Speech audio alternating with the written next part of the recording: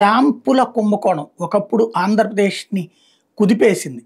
తెలుగుదేశం ప్రభుత్వ అధికారంలో ఉన్నప్పుడు మంత్రి గూడా అరెస్ట్ అయ్యారు. తెల్గి కుంభకోణం.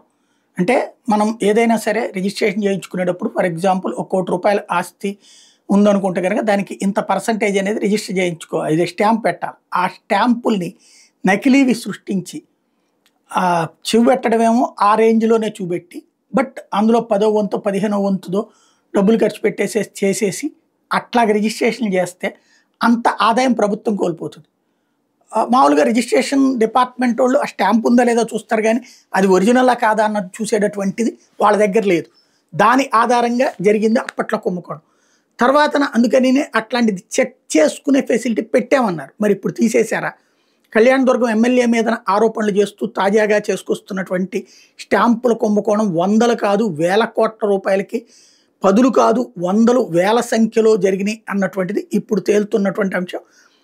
ప్రస్తుతానికైతే ఒక ఇద్దరు ఎవరైతే ఈ సేవను మీ సేవను నిర్వహించేటటువంటి ఒక అతనితో పాటుగా ఇంకొక అసిస్టెంట్ని అరెస్ట్ చేశారు.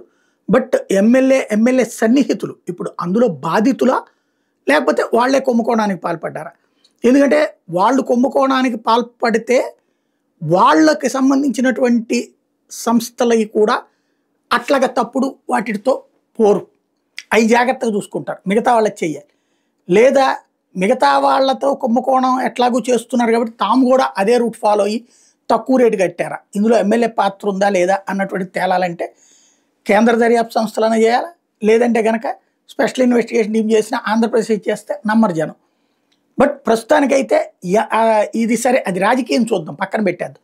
కానీ ఎంత డబ్బులు పోయినాయి ఈ టోటల్ రిజిస్ట్రేషన్లో, ఎన్ని వందల కోట్లు లాస్ అయినాయి అనేది చూడాలి.